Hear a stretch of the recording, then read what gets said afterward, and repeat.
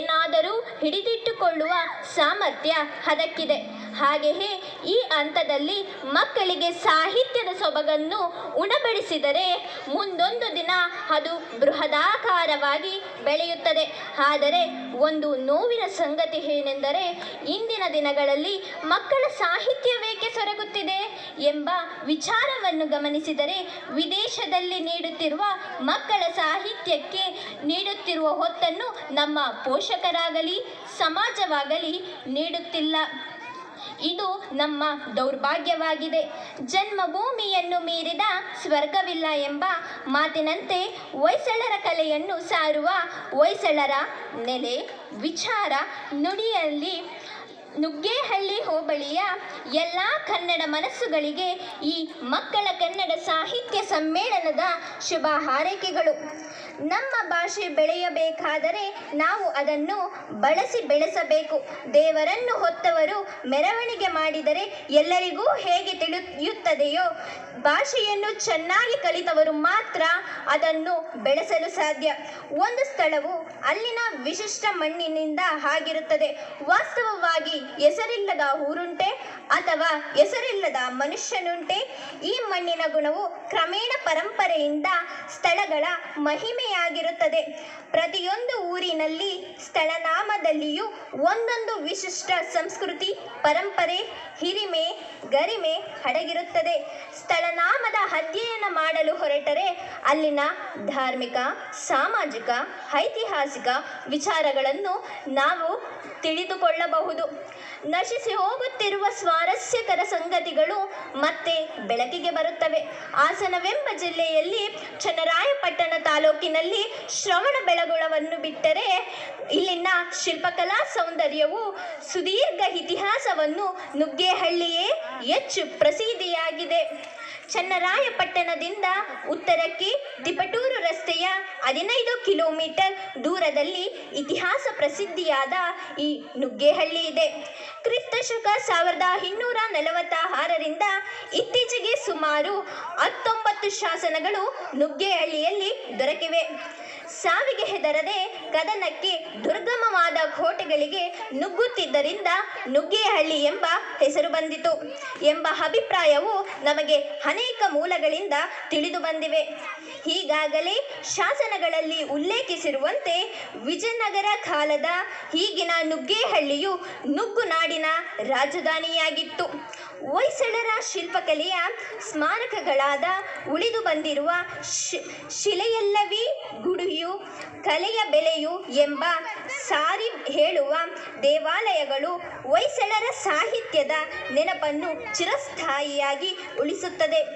ನುಗ್ಗೇಹಳ್ಳಿಯಲ್ಲಿ ಹೊಯ್ಸಳರ ಕಾಲದ ಚೆನ್ನಕೇಶ್ವರ ದೇವಾಲಯ, ಲಕ್ಷ್ಮೀ ನರಸಿಂಹಸ್ವಾಮಿ ದೇವಾಲಯ, ಜಯಗೊಂಡೇಶ್ವರ ಸ್ವಾಮಿ ದೇವಾಲಯ, ಸದಾಶಿವ ದೇವಾಲಯ ಮತ್ತು ಸೋಮನಾಥೇಶ್ವರ ದೇವಾಲಯ ಸೌಂದರ್ಯವನ್ನು ನೋಡಿಯೇ ಅನುಭವಿಸಬೇಕು. ನುಗ್ಗೇಹಳ್ಳಿಯು ವೀರಪುರುಷರ, ಮಹಾಸ್ತ್ರೀಯರ ವೀರಭೂಮಿ. ಈ ಊರು ಹಿಂದೆ ನುಗ್ಗುನಾಡಿನ ಕೇಂದ್ರವಾದದ್ದು ಆಧಾರವಿದೆ. ಹಾಗೆಯೇ ಈ ಕಾರ್ಯಕ್ರಮವು ನಡೆಯುತ್ತಿರುವ ಸ್ಥಳವಾದ ಹೆಬ್ಬಳಲು ಹಿಂದೆ ಬ್ರಾಹ್ಮಣರ ಅಗ್ರಹಾರವಾಗಿತ್ತು. ಇಲ್ಲಿ ಬ್ರಹ್ಮ, ವಿಷ್ಣು, ಮಹೇಶ್ವರರಾದಂತಹ ತ್ರಿಮೂರ್ತಿಗಳ ದೇವಾಲಯವು ಹಾಗೂ ಹೊಯ್ಸಳರ ಕಾಲದ ಚೆನ್ನಕೇಶ್ವರ ದೇವಾಲಯವು ನಾವು ಇಲ್ಲಿ ನೋಡಬಹುದು. ಹಾಗೆಯೇ ಇಲ್ಲಿನ ಸುಂದರ ಮಹಾಲಕ್ಷ್ಮಿ ದೇವಾಲಯವು ಇಲ್ಲಿದೆ. ಇದು ಹೆಬ್ಬಳಲಮ್ಮ ಎಂಬ ಹೆಸರಿನಿಂದ ಪ್ರಸಿದ್ಧಿಯಾಗಿದೆ. ಹೀಗೆ ಜನರು ತಿರುಗಾಡದ ನೀರು ಹಳ್ಳದಲ್ಲಿನ ಮರುರಾಶಿಯಲ್ಲಿನ ಹೆಜ್ಜೆ ಗುರುತಿನಂತೆ ಈ ಸ್ಥಳನಾಮವು ಎಷ್ಟೋ ಸಾರಿ ಬಂದು ಹೆಜ್ಜೆಯ ಮೇಲೆ ಅನೇಕ ಹೆಜ್ಜೆಗಳು ಬಿದ್ದು ಯಾವ ಹೆಜ್ಜೆ ಎಂದು ಗುರುತು ಹಿಡಿಯಲಾದಷ್ಟು ಅಳಿಸಿ ಹೋಗಿದೆ. ನಮ್ಮ ಕನ್ನಡ ಭಾಷೆ ಸಮೃದ್ಧವಾದ ಸಾಹಿತ್ಯ ಇತಿಹಾಸವನ್ನು ಹೊಂದಿದೆ. ಇಲ್ಲಿಯವರೆಗೆ ಕನ್ನಡದಲ್ಲಿ 3 ಜನ ಕವಿಗಳು, ರಾಷ್ಟ್ರ ರಾಷ್ಟ್ರಕವಿ ಬಿರುದನ್ನು, 8 ಜನ ಕವಿಗಳು ಜ್ಞಾನಪೀಠ ಪ್ರಶಸ್ತಿಯನ್ನು ದೊರಕಿರುವುದು ಇದು ನಮ್ಮ ಕನ್ನಡ ಸಾಹಿತ್ಯದ ಶ್ರೇಷ್ಠತೆಯನ್ನು ತೋರುತ್ತದೆ. ನಮ್ಮ ಕನ್ನಡ ನಾಡು ಸಂಸ್ಕೃತಿಯ ಬೀಡು, ಮಹಾನ್ ಸಾಧಕರ ನೆಲೆಬೀಡು, ಸಹಭಾಷಿಗಳನ್ನು ಪ್ರೀತಿಸುವ ತವರೂರು. ನಮ್ಮ ನಾಡು ನುಡಿ ಸಂಸ್ಕೃತ ಉಳಿವಿಗಾಗಿ ನಾವು ಶ್ರಮಿಸೋಣ. ನೆಲ ಜಲ ಸುಂದರ ಪ್ರಕೃತಿಯನ್ನು ಉಳಿಸೋಣ. ಈ ರಮಣೀಯವಾದ ಕನ್ನಡ ನಾಡನ್ನು ರಕ್ಷಿಸಿ ಕನ್ನಡಾಂಬೆಯ ಬಾವುಟವನ್ನು ನಾವು ಹಾರಿಸೋಣ. ಕುವೆಂಪು, ದ.ರಾ. ಬೇಂದ್ರೆ, ಶಿವರಾಮ್ ಕಾರಂತ್, ಮಾಸ್ತಿ ವೆಂಕಟೇಶ್ ಅಯ್ಯಂಗಾರ್, ವಿ.ಕೃ. ಗೋಕಾಕ್, ಯು.ಆರ್. ಅನಂತಮೂರ್ತಿ, ಗಿರೀಶ್ ಕಾರ್ನಾಡ್, ಚಂದ್ರಶೇಖರ್ ಕಂಬಾರ್ ಜ್ಞಾನಪೀಠ ಪ್ರಶಸ್ತಿ ಪಡೆದವರು. ಹಳೆಗನ್ನಡದ ಹೆಮ್ಮೆಯ ಕವಿಗಳಾದ ರನ್ನ, ಜನ್ನ, ಪೊನ್ನ, ಪಂಪರ ಬೀಡಿದು. ಕನ್ನಡ ಭಾಷೆಯನ್ನು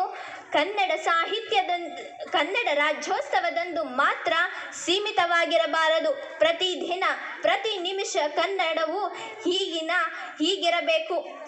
ಗಿರಿಗಳು ಕೆರಳಿದರೇನು, ಮೋಡವು ಕಪ್ಪರಿಸಿ ಮೈ ಮೇಲೆ ಬಿದ್ದರೇನು, ಕಾಡು ಪ್ರಾಣಿಗಳು ನಮ್ಮನ್ನು ಹರಿದು ತಿಂದರೇನು, ನಮ್ಮ ಕೊನೆಯುಸಿರು ಇರುವವರೆಗೆ ನಮ್ಮ ಹೃದಯದಲ್ಲಿ ಮಿಡಿವನಾದರು ಎಂದರೆ ಬರೀ ಕನ್ನಡ ಕನ್ನಡ ಕನ್ನಡ ಎಂದು. ನಮ್ಮ ತಾಯಿಯಾದ ಕನ್ನಡಾಂಬೆಗಾಗಿ ಶ್ರಮಿಸೋಣ, ದುಡಿಯೋಣ, ಕನ್ನಡತನವನ್ನು ಉಳಿಸೋಣ, ಕನ್ನಡಕ್ಕಾಗಿ ಬಾಳೋಣ, ಕನ್ನಡ ದೀಪವನ್ನು ಹಚ್ಚೋಣ. ಸುಳಿದ ಬಾಳೆಯ ಹಣ್ಣಿನಂದಂದಿ, ಕಳೆವ ಸಿಗುರಿನ ಕಬ್ಬಿನಂದಂದಿ, ಸುಬೇಶ್ಚವ ಹಾಲಿನಂದಂದಿ, ಸುಲಭವಾಗಿರ್ಪ ನಮ್ಮ ಕನ್ನನುಡಿ ಎಂದು ಮಹಲಿಂಗರಂಗ ಕವಿಯು ಹೇಳಿದ್ದಾರೆ. ಎಲ್ಲಾದರೂ ಇರು, ಎಂತಾದರೂ ಇರು, ಎಂದೆಂದಿಗೂ ನೀ ಕನ್ನಡವಾಗಿರು ಎಂದು ನಮ್ಮ ರಾಷ್ಟ್ರಕವಿ ಕುವೆಂಪುರವರು ಹೇಳಿದ್ದಾರೆ. ನುಡಿಯು ಕನ್ನಡ, ನಾಡು ಕನ್ನಡ, ದೇಹ ಕನ್ನಡ, ಮನಸ್ಸು ಕನ್ನಡ, ಕನಸು ಕನ್ನಡ, ಧೈರ್ಯ ಕನ್ನಡ, ಮಣ್ಣು ಕನ್ನಡ, ಅನ್ನ ಕನ್ನಡ, ಗಾಳಿ ಕನ್ನಡ, ನೀರು ಕನ್ನಡ, ನಮ್ಮ ತಾಯಿ ಕನ್ನಡ. ಕನ್ನಡತೀಯ ಪ್ರಕೃತಿಯನ್ನು ಉಳಿಸಿ ಬೆಳೆಸೋಣ. ಹೂವಿನಿಂದ ನಾರು ಕೂಡ ಸ್ವರ್ಗ ಸೇರಿದಂತೆ ಮಕ್ಕಳ ಸಾಹಿತ್ಯ ಪರಿಷತ್ನಿಂದ ಮಕ್ಕಳನ್ನು ಮತ್ತು ಕನ್ನಡವನ್ನು ಬೆಳೆಸಲಿ ಎನ್ನುತ್ತಾ ನನ್ನ ಮಾತಿಗೆ ವಿರಾಮವನ್ನು ನೀಡುತ್ತಿದ್ದೇನೆ. ಜೈ ಭುವನೇಶ್ವರಿ ಮಾತಾ.